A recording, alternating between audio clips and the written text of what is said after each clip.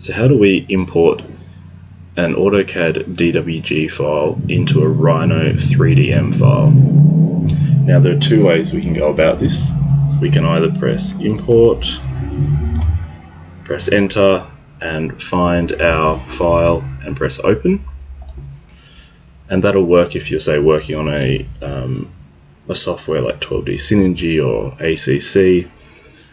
But for now, I'm going to simply drag and drop the file I want to import into a viewport. And it doesn't matter if you do it in the top view or perspective or front.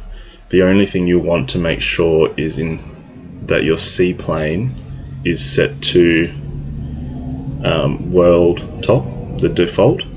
If you've got a custom C plane set up, your import is going to be not in the correct place.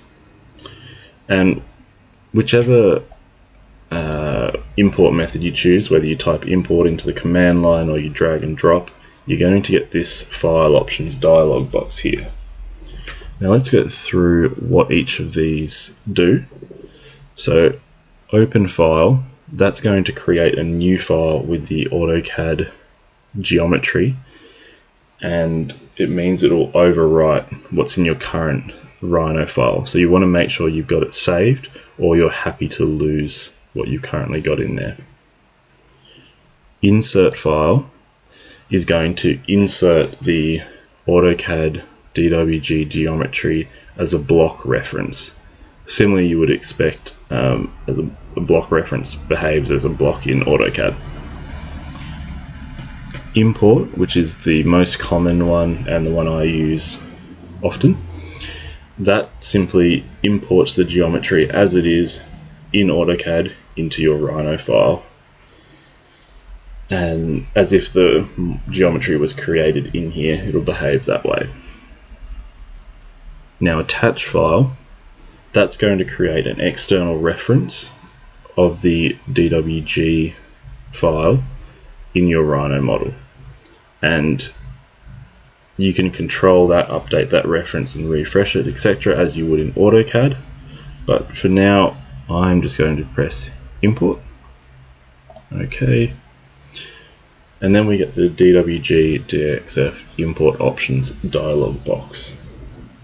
Now we can leave all of these as they are by default. They'll generally give us what we're after.